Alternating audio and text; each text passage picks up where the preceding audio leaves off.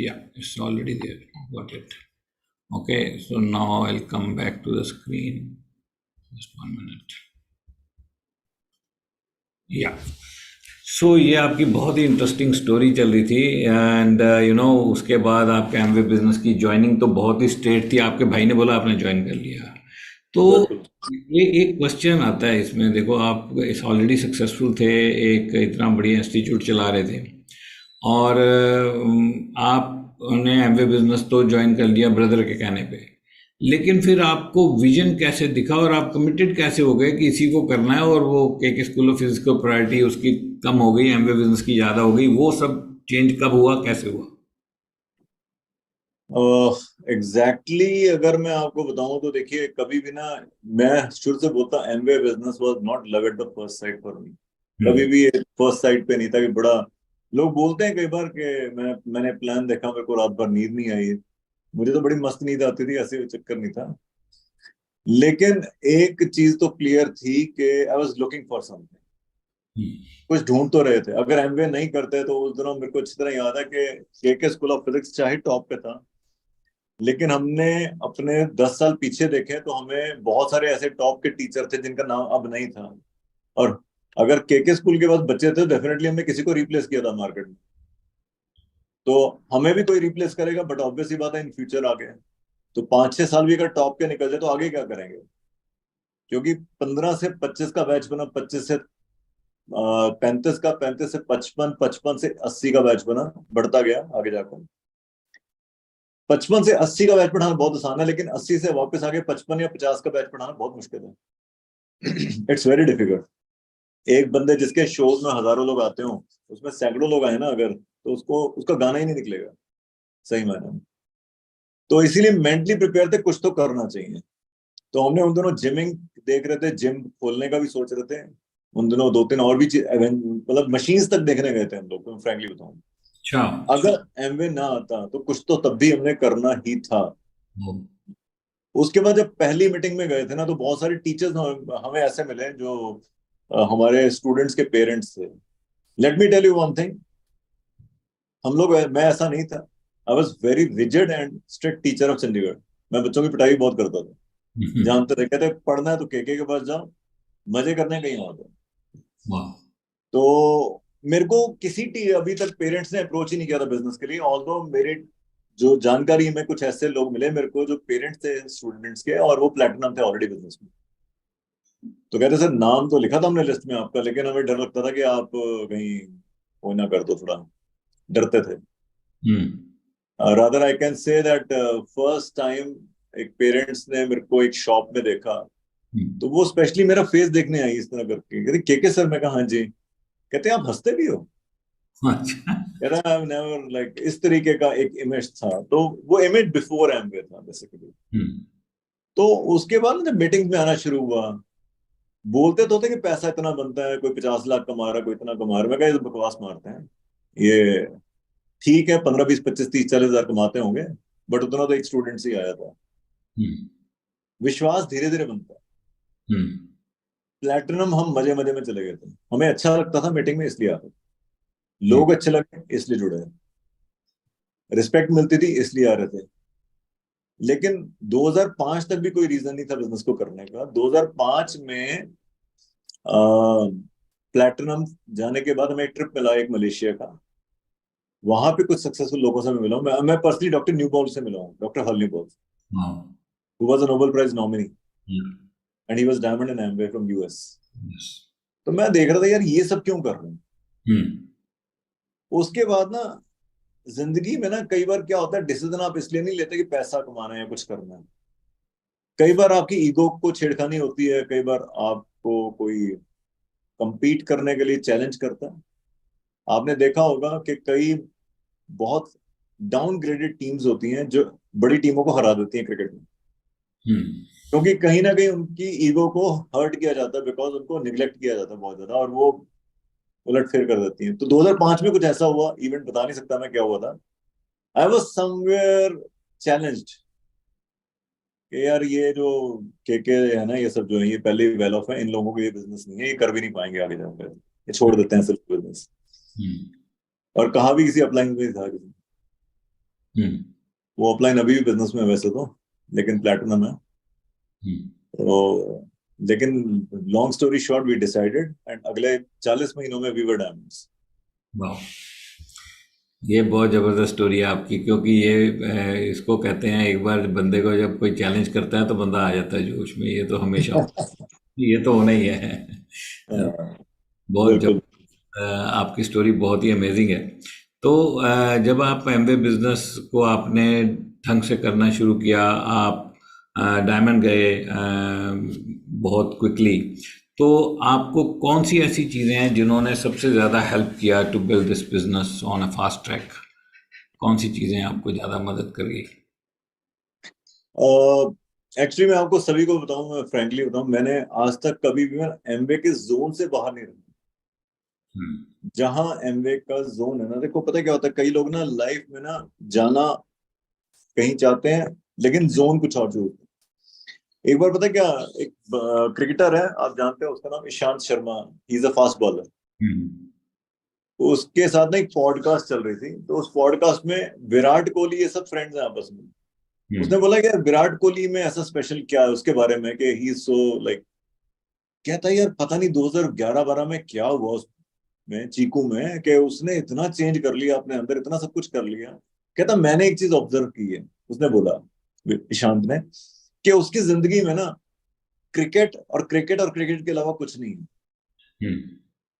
मतलब he is always in the zone of cricket only. Hmm. वही same चीज अगर मैं आपको बताऊं कि जिस दिन से हमने एमवे बिजनेस में आए हैं हम लोग, हम एक भी दिन ऐसा नहीं है जिस दिन हम एमवे के जोन से बाहर हो। हम्म। चाहे जितने तूफान आए, चाहे जितने पतझड़ आए, चाहे जो मर्जी आए, कोई कहीं जाए कोई कहीं, हमें कोई मतलब नहीं। एक बड़ी चीज है, जहां पर हमें कहीं पॉजिटिव इंफॉर्मेशन मिलेगी, वी आर देयर। आज भी 5-6 प्लान दिखा देते हैं दिन के। लोग मीटिंग्स करते रहते हैं, बहुत मीटिंग्स करते हैं हम लोग अभी भी। सेशंस अलग अलग चलते रहते हैं हमारे। दिल्ली अगर किसी ने बुलाया तो दिल्ली चले गए, मीटिंग दिल्ली में है। मीटिंग पुणे में है तो पुणे फ्लाइट पकड़ के चले गए। मैं आपको एक स्टोरी मतलब जगह बताता हूँ, वीवर सिल्वर्स। जैसे हम ब्रांड न्यू सिल्वर गए थे ना, उसके अगले महीने मेरा बेटा लविश जो है, वो उस टाइम 4 महीने का था, हम्म। समथिंग हैपेंड, तो उसको पीजीआई एडमिट करना पड़ा, आईसीयू में रहा वो उस टाइम। और माइंड इतना डिस्ट्रैक्ट हो गया था कि इतना, सिल्वर के दौरान हमने तक बहुत मेहनत की थी, लेकिन हमारा बिजनेस हिल गया दिसंबर महीने में टोटली। जनवरी में एक गो डायमंड सेमिनार आया। हम्म। उन दिनों फ्लाइट बड़ी महंगी होती थी by the way, hmm. But I decided कि यार मैं जाऊंगा। और 2 दिन की किसी तरह छुट्टियां मैनेज की मैंने, एंड पीछे टेस्ट रखे जो टेस्ट लीना ने लिए। और अगर वो सेमिनार में ना जाता मैं, इन सेंस कि अगर मैं एमवे के जोन से बाहर हो जाता, तो शायद मैं बिजनेस आगे करता ही ना। हम्म। तो व्हाट आई फील पर्सनली कि I kept myself, me and Leena were in the zone of Amway. चाहे जहां मर्जी कोई, अगर कोई एसोसिएशन मांगट साहब ने रखी है, वी आर देयर फर्स्ट। इवन अगर हमने शादियों में भी जाना है, हमारा बड़ा क्रिस्टल क्लियर होता है, डिस्ट्रीब्यूटर की मैरिज है तो मैं जाऊंगा, और वो भी डिस्ट्रीब्यूटर कोई अच्छा मतलब बिजनेस कर रहा हो।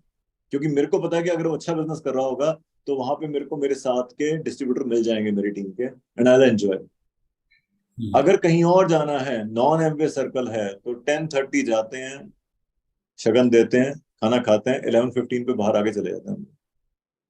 हम्म। दैट्स वेरी सिंपल, मतलब एसोसिएशन वहां रख रही है जहां से ग्रोथ मिल रही है। वाह। तो दैट्स इट, आई थिंक। तो फोकस और जोन बहुत ही 100% आपका शार्प रहा through out building this business. जितना भी समय रहा पूरा फोकस रहा और जोन में रहे आप।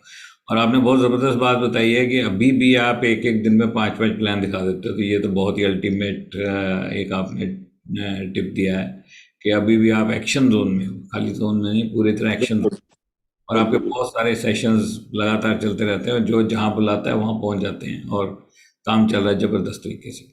तो बिल्कुल। आपने बहुत ज़बरदस्त एमवे देखा। कौन से ईयर की ज्वाइनिंग थी आपकी? के ज्वाइनिंग कौन से ईयर की थी? 26 सितंबर 2001 को ज्वाइन किया था।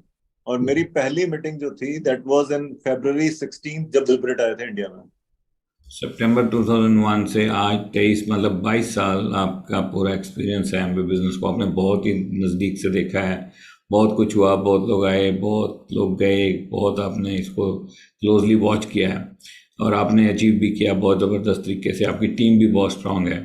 तो अब अगला एक क्वेश्चन ये है कि एमवे बिजनेस के रिवॉर्ड्स बहुत ही बढ़िया हैं, अनपैरेलल हैं, लेकिन आपके सबसे ज़्यादा चेरिश्ड रिवॉर्ड कौन से रहे एमवे बिजनेस में? आपने कौन से रिवॉर्ड्स को ज़्यादा चेरिश किए? गाइस, सबसे पहले तो मैं एक बात आपको बताऊं कि ना, you can buy money but you can not by time. 2002 में when I was very busy, मेरा बीपी लोअर साइड का 50-55 रहने लग गया था। मैं 6 महीने बॉइल्ड फूड पे रहा, लिवर डैमेज हो गया था, पाइल्स थी, और माइग्रेन था पिछले 12 साल से सिवियर। डिस्प्रिन की एडिक्शन मेरे को हो गई थी, क्योंकि एक दिन में कई बार एक एक पत्ता खाया था डिस्प्रिन का, 2-2 गोलियां करते, सुबह से शाम क्लासेस चल रही हैं तो टाइम ही नहीं है सोचने का। हेल्थ वॉज टोटली डैमेज्ड, बहुत ही बुरा हाल था।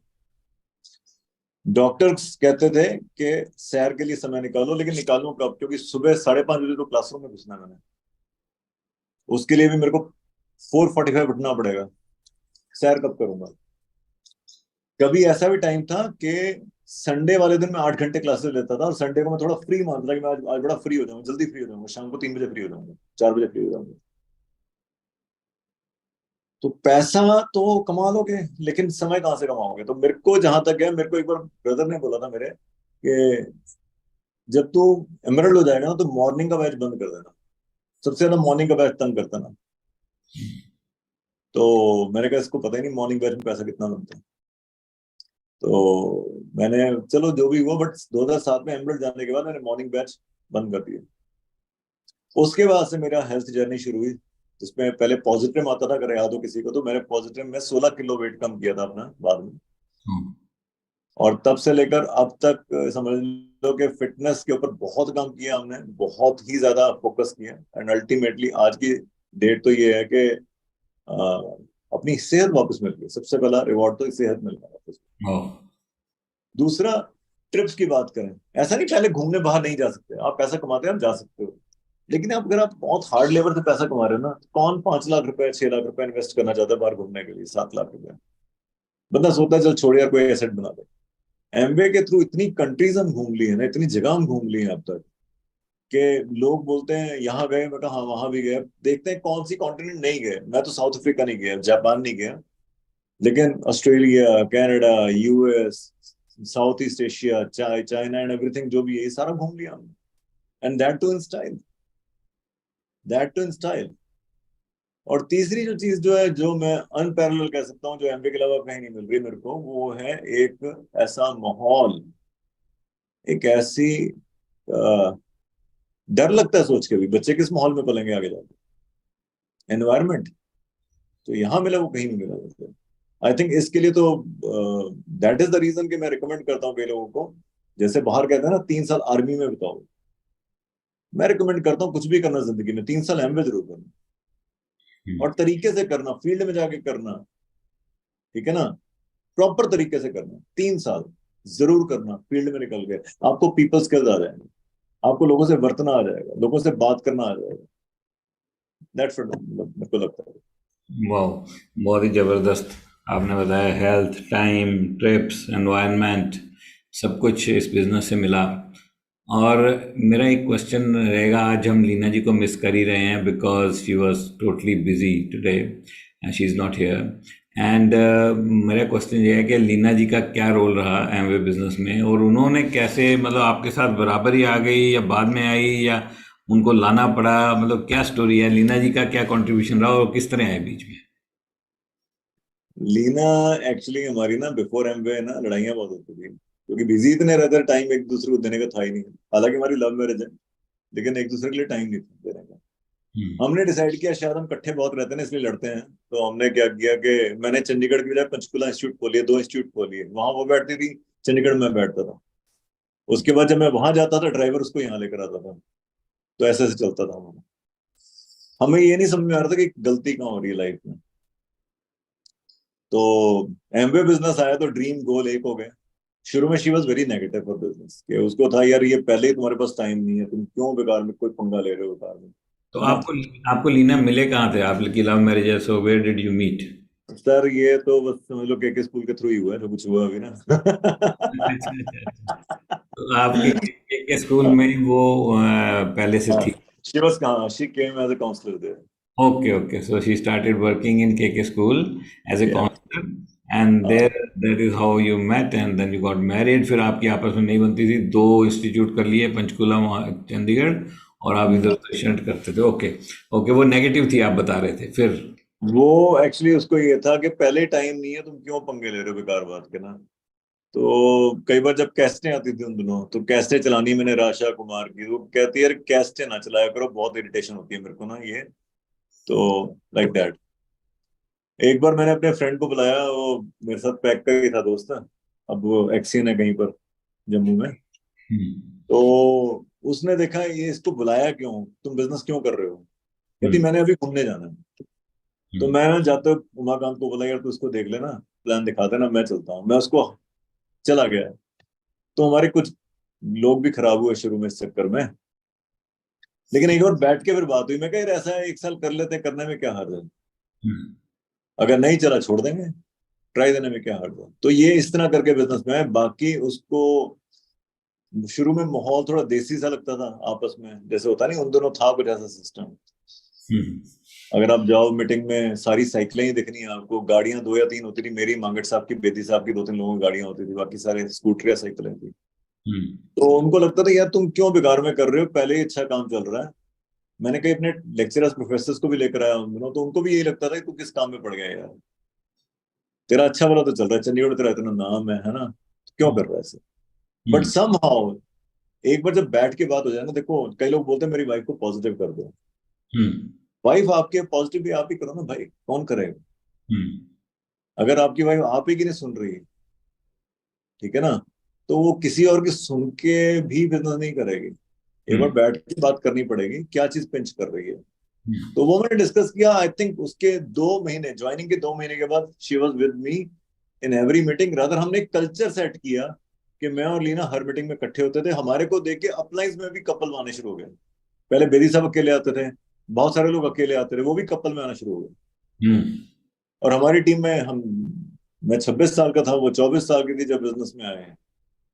तो उसके बाद हमारी टीम में सारे यंग कपल्स कपल्स होने लग गए, अच्छा खासा hmm. Business like anything. Nice. तो ये था। बिल्कुल बिल्कुल, बहुत ही अच्छा। तो आपने बात करके बेसिकली उनको इन किया प्रॉपरली, खुद ही बात करके। Very nice. आजकल जो एमवे का जो बिजनेस है, बिजनेस मॉडल तो सेम है, लेकिन बहुत सारा जो टिल्ट है वो हेल्थ फर्स्ट की तरफ चला गया। हेल्थ फर्स्ट अप्रोच जिसको कहते हैं। तो आपका उसके बारे में कैसा आपको लग रहा है, जो ये शिफ्ट हो रहा है, आप उसको कितना अपना रहे हो अपनी टीम में? आजकल आपने क्या चेंजेस किए हैं पहले से? 98 सॉरी 2001 में आपने ज्वाइन किया, तो तब पहले 5-7 साल जो बिजनेस कर रहे थे और जो अब आप कर रहे हो, तो उसमें आपने क्या कोई चेंजेस की हैं, नहीं की? अगर की हैं तो क्या चेंजेस किए हैं? अभी अभी किस तरह से चल रहा है, और लीना जी और आप किस तरह अपने काम को डिस्ट्रीब्यूट करते हो आपस में? चेंजेस तो खैर देखिए, फ्रैंकली बताऊं, एक चीज होती है जिसको कहते हैं सेल्फ एनालिसिस।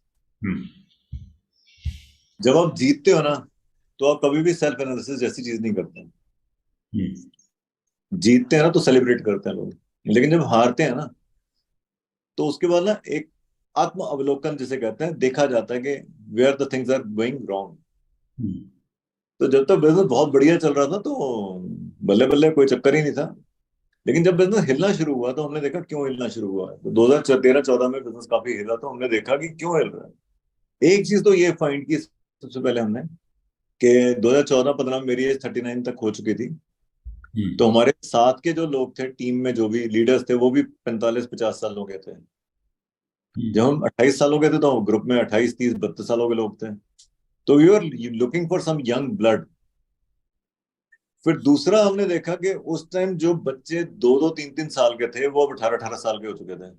हम्म तो 2015 में हमने, बिफोर एमवे स्टार्टेड जेन वाई कल्चर, हमने ऑलरेडी सेकंड जनरेशन को बिजनेस में लाने की कोशिश की और कुछ यंगस्टर्स को बिजनेस में लाना शुरू किया। उसके बाद जब वेट मैनेजमेंट की जहां तक बात आती है, मैं तो 2015-13 से रादर शुरू से एमवे को मेल करता था कई बार कि अनसंग हीरो है वेट मैनेजमेंट, इसमें इतना बड़ा पोटेंशियल है, वाई आर मिसिंग इट। क्योंकि हम 2015-16 में भी बैचेस बनाते थे वेट मैनेजमेंट के, हम शुरू करते थे, इकट्ठे शुरू करते थे एमबी ऑफिस में ही, हम वो करवाते थे, एक्सरसाइज करवा देते थे कई बार बुला के यहाँ पे ना।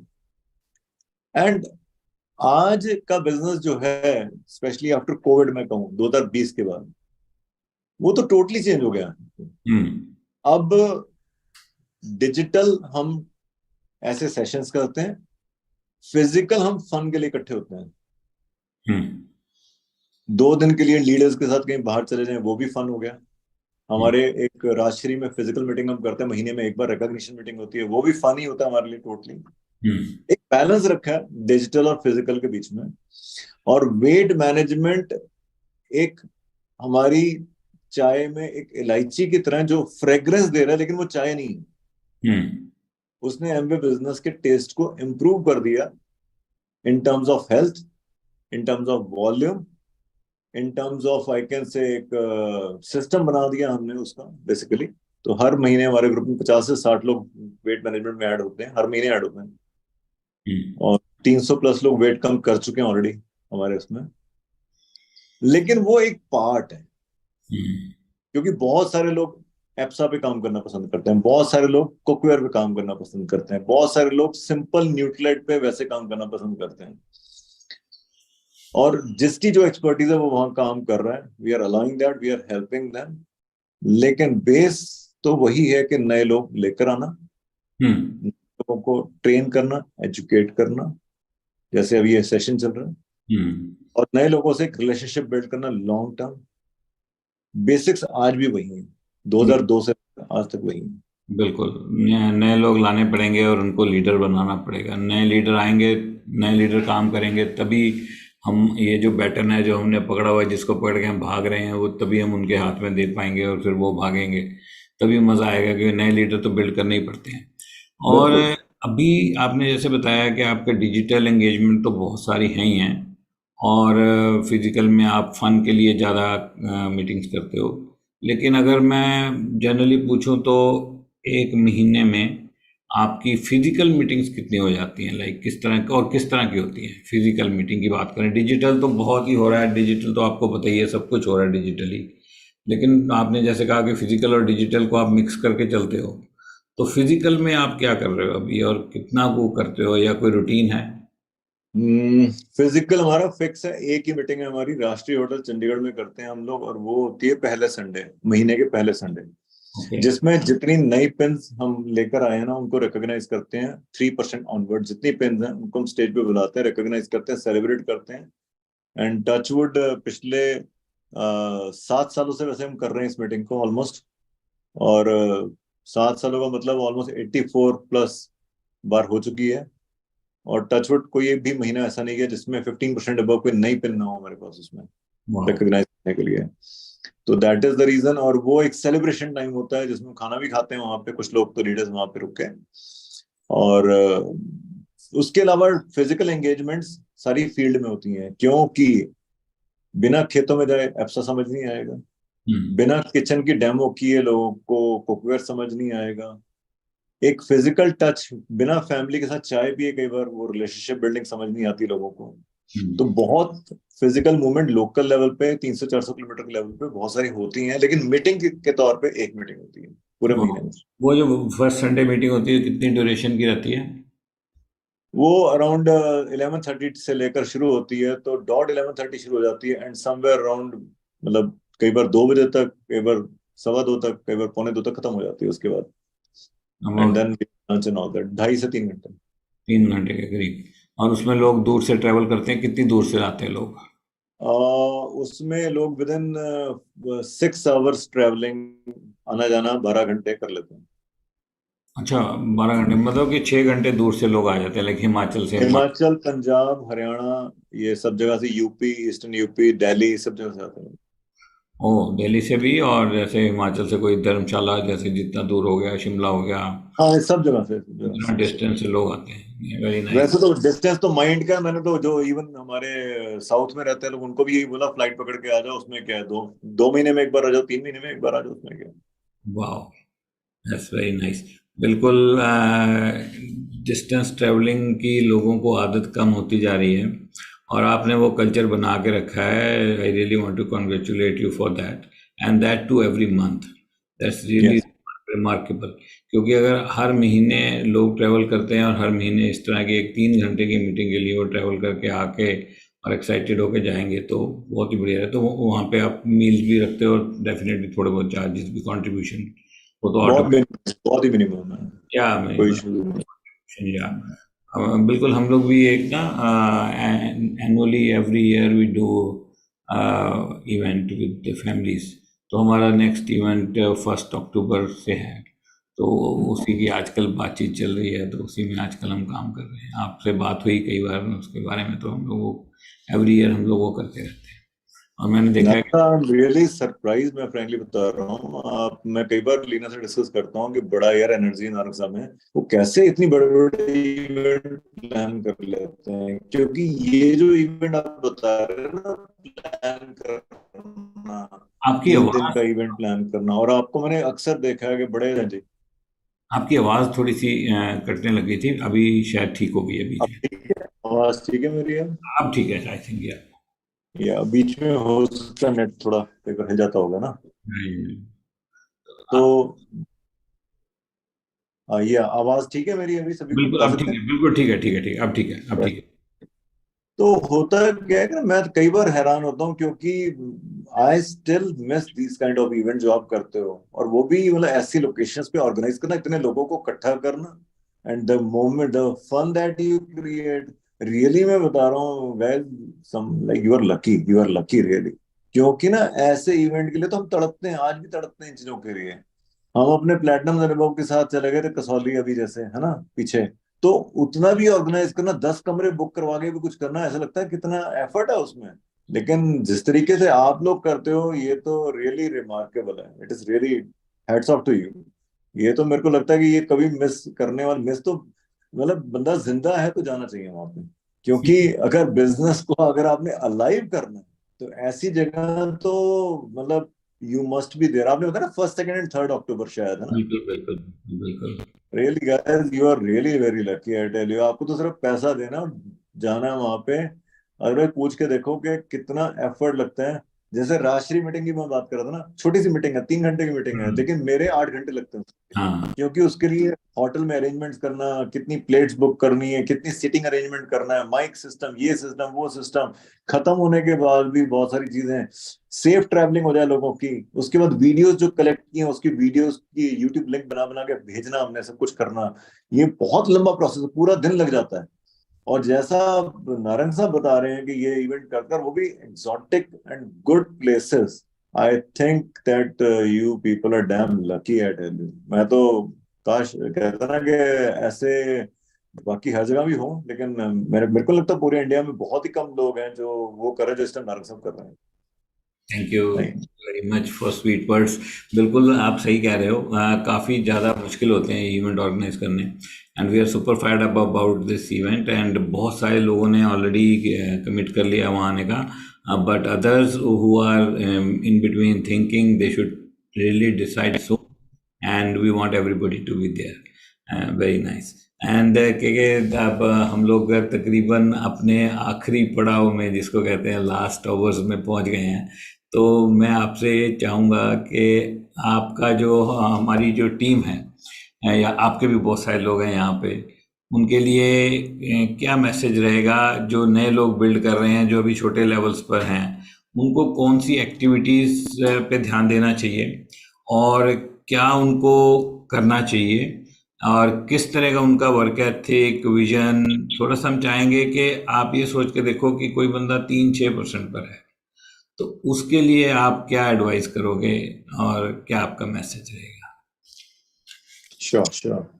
गाइस, सबसे पहले तो ना मैं जो नए लोग हैं उनको एक बात कहना चाहता हूँ, जो गलतियां हमने की है ना, वो तो आप बिल्कुल सोच के ना करना। हमने गलतियां तो चलो जो की हैं, लेकिन जो लोग कर रहे हैं उस पर भी बात कर लेता हूँ। आज अगर नारंग साहब डायमंड हैं, फाउंडर ईडीसी गए, के डायमंड है, तो उसका कारण पता है क्या बात है? हमने डे वन से अपने बिजनेस को अपना माना है। कभी भी उन्होंने कॉल एंड मार्शा रिटर्न की वेट नहीं की, वो आएंगे तभी हम कुछ काम करेंगे। डे वन से, डे वन से 3% लेवल से हम लोग अपने प्लान खुद दिखा रहे हैं। हम सभी जो भी दिखा रहे हैं, जैसा भी दिखा रहे हैं, जिस तरह भी कर रहे हैं, अपने आप कर रहे हैं। Don't impress your अपलाइंस, business coaches. कई बार ना लोग अपने अपलाइन को इम्प्रेस करने के लिए बिजनेस कर रहे होते हैं इनिशियली। जिस दिन आपने डे वन से अपना लिया ना, मैं फ्रैंकली बता रहा हूँ, उस दिन से काम सबसे पहले शुरू होगा। Every platinum will may not go diamond, but every leader is going to go diamond. मैं ये नहीं कह रहा कि प्लेटिनम बाय वॉल्यूम पेन होती है। आप टेम्परेली एक्साइटेड हो, ठीक है ना, तो भी कुछ ना कुछ कर लोगे, ऐसी बात नहीं है। लेकिन एक होता है मोटिवेशन, एक होती है इंस्पिरेशन। मोटिवेशन जानते हो क्या होता है? अभी मैं कुछ बोल रहा हूँ, आप मतलब अच्छा लग रहा है आपको, आप मोटिवेट हो गए इस बात से, 2 दिन बाद मोटिवेशन खत्म हो जाएगी। इंस्पिरेशन जो है ना, वो दी नहीं जाती, वो ली जाती है। लोग इंस्पायर होते हैं आपके वर्क एथिक से, आपके लाइफस्टाइल से इंस्पायर होते हैं, और वो लंबे समय तक चलते हैं। तो पहली बात तो ये समझ लें कि अगर आपने बिजनेस को लंबे समय तक करना है, तो पहले तो ये देखो, ये आप अपने लिए करें, अपने बच्चों के लिए करें, क्योंकि एमवे बिजनेस के अलावा दुनिया में सारे काम आप अपने लिए करते हो। जॉब पे अपने लिए जाते हो, दुकान पे अपने लिए जाते हो, फैक्ट्री में अपने लिए जाते हो, लेकिन यहाँ पर आपको हेल्प नाम का एक वर्ड मिल जाता है। क्या आपकी अपलाइन आपकी हेल्प करेगी? मैंने कितने लोगों को स्पॉन्सर किया होगा, मेरे को अभी तक याद ही नहीं कितने लोगों को स्पॉन्सर किया होगा। एक लेडी को मैंने साइन अप किया, 20 सेक्टर में रहती थी वो यहाँ पे, और वो मनी माजरा में एक स्कूल की प्रिंसिपल थी, और उसको 26 सेक्टर जाने के लिए जरूरत पड़ती थी मेरी, कि मेनू पे पिक कर लो, करो ना, मैं फिर चला गया, अस्सी ना वॉल्यूम पा दांगे एडीसी जाके, ठीक है ना। लेकिन सवेरे लटक के वो बस पे चली जाती थी मनी माजरा, है ना। 26 की मंडी में घूम रही होती, सब्जियां लेती हुई अकेले रिक्शे पे, है ना। गाइस, हर जगह आप अकेले काम करते हो, हर जगह, ठीक है ना। लेकिन एमवे में जब तक आपको किसी के सहारे की जरूरत पड़ेगी ना, तो मैं एक बात आपको बता दूं, बिजनेस नहीं बड़ा होगा, चाहे जो मर्जी कर लो, वट एवर यू आर, ठीक है ना। एक और चीज आती है यहाँ पे, don't look up to your upline house. आपकी अपलाइन की वीडियो बंद है, आप भी वीडियो बंद करके बैठ गए। पता है क्यों? क्योंकि आपको लग रहा है वो आपका रोल मॉडल है। आपके रोल मॉडल वो लोग हैं जो बिजनेस को सीरियसली कर रहे हैं, वो कहीं भी हो सकते हैं। रोल मॉडल तो कहीं भी हो सकता है, उसमें क्या है? आपकी अपलाइन में भी होता है। नारंग साहब खुद कहते हैं कि मैं अपने ग्रुप के 2% लोगों को इंस्पायर करता हूँ, 98% तो क्रॉस लाइन इंस्पायर होती है मेरे से। Hmm. Why it is a fact, क्योंकि रोल मॉडल बंदा कहीं भी ढूंढ सकता है। आप ये ढूंढो कि जो 9 को स्टेप्स या जो भी बताया जाता है, क्या वो मेरी अपलाइन कर रही है? तब जाके मेरे को लगता है आपको काउंसलिंग भी तभी करनी चाहिए, अगर वो कुछ कर रही है। ना कुछ करने वाले से भी काउंसिल करोगे ना, तो वो आपको ना कुछ करना ही सिखाएगा। Be your own role model. घर के अंदर एनवायरनमेंट कैसा है आपके? एनवायरनमेंट पता है क्यों? जब कोई बच्चा आईआईटी की तैयारी करता था ना, मैं कई बार ना स्टूडेंट्स के घर चले जाता था, ऐसे नाम नहीं बना, मैं जाके उसका कमरा चेक करता था, उसके कमरा जहां वो पढ़ रहा है वहां पे एनवायरनमेंट क्या है। वहां वॉक फोन, वो तो नहीं पड़ा वॉकमैन, वो गाने तो नहीं सुनता बैठ के, साइड पे कोई मैगजीन दूसरी वाली तो नहीं पड़ी हुई है उसके कमरे में, कोई स्पोर्ट्स स्टार के उसके वो तो नहीं लगे हुए हैं फोटो। अगर उसने गावस्कर उसके फोटो लगा रखे, तेंदुलकर की फोटो लगा रखी है, तो हो गया उसका आईआईटी। वहां पे कुछ किताबें खुली होंगी, कुछ उसका मेस्ड अप होगा उसके कमरे में, किताबें फैली होंगी, नोट्स पड़े होंगे, चिपके होंगे, नोट्स पड़े होंगे, तो लगेगा वो काम कर रहा है। आपके घर में अगर केके और लीना आते हैं, और अगर आपके घर में पता ही नहीं चल रहा एमवे प्रोडक्ट कहाँ कहाँ छुपा के रखे हुए हैं, आपका पता ही नहीं चल रहा गोल कहाँ है, आपके रेफ्रिजरेटर पे कुछ नहीं लिखा हुआ, आपके घर के दीवार के साइड में कुछ नहीं लिखा हुआ, आपने कुछ कॉर्नर नहीं बना रखा अपना, मैजिक कॉर्नर नहीं बना रखा आपके, इवन मैं कहता हूँ आपके गोल्स कहीं पता ही नहीं चल रहा, गोल ढूंढने पड़ रहे हैं, गोल कहाँ भाई इनके, तो भैया कुछ नहीं होने वाला। माहौल तो तैयार करना पड़ेगा। And age is just a number, ये मेरे लिए भी है, नानक साहब के लिए, सभी के लिए, क्योंकि नानक साहब भी यही बोल रहे होते हैं इस चीज के लिए। Have you ever seen such a person? How many people have you have seen that after retirement they are having a dance and everything, पूरी excitement से? यहाँ तो लोग 50 साल क्रॉस करने वाले थे, क्या बोलते हैं, हो गया जितना होना था. Guys, take charge, take control. कोई नहीं आएगा आपके आंसू पोंछने, ये मत सोचना, ठीक है ना. सर देखो मेरी क्या हालात चल रहे हैं, आपको क्या पता मेरे साथ क्या हो रहा है. भैया जो कर्म लिखवा के लाए हो ना, वो तो काटने पड़ेंगे, यहीं पर ही काटने पड़ेंगे. ज्यादा प्लान दिखाओगे जल्दी कट जाएंगे, ठीक है ना. तो रिमेंबर दिस थिंग. मैं ज्यादा कुछ कहना नहीं चाहता इस चीज के लिए. I think that take charge of your own business, don't cry, keep on trying, that's it. Thank you. वाह, बहुत ही आपने स्ट्रेट फॉरवर्ड बात की है. एंड ये लास्ट वाली टीचिंग्स तो बहुत ही ज़बरदस्त थी. ये आपका मैसेज बहुत अमेजिंग था. आज की चैट में बहुत ही मज़ा आया. आपकी इंटेलिजेंस, आपका पैशन इस बिज़नेस के लिए हर लाइन हर वर्ड में था. और आप बहुत कमाल, मैं आज ढंग से आपको आज पहली बार सुना है. बहुत सारी आपकी सीडीज़ वगैरह सुनी, लेकिन ये सब जो मज़ेदार आज बात हुई है, ये अलग ही कुछ मज़ा आया. बहुत ही इंटरेस्टिंग था. And I really want to thank you for finding time and coming for this chat. And this will really benefit everybody. And I am so happy कि हमने इसको रिकॉर्ड भी किया है, तो we will be able to use it. और बहुत सारी ज़बरदस्त टीचिंग्स होंगी. और यहाँ पे 500 लोग हैं एंड हमारे यूट्यूब पे 68 लोग वहाँ भी हैं. तो I think you have taken lot of notes. और आपको समझ में आया कि किस तरह ओनरशिप लेना ज़रूरी है, क्यों इस बिज़नेस को अपना समझना ज़रूरी है. और अगर अपलाइन कुछ कर रही है तो उसको पूरी तरह यूज़ करना भी बहुत ज़रूरी है. अगर वो कुछ कर ही रहे हैं तो लेट्स यूटिलाइज कि उसको कितना हम यूज़ कर सकते हैं, बेस्ट यूज़ कर सकते हैं. And you don't have to look up to anybody. Your role model can be anywhere. This was another key message from Diamond KK Singh. So we are really fired up, and we really want to thank KK Singh for coming here. And Thank you. thank you very much. So we end this meeting with this note, because इसके आगे और कुछ बोलना बनता नहीं है. So let's celebrate one more time, and I'll just go off from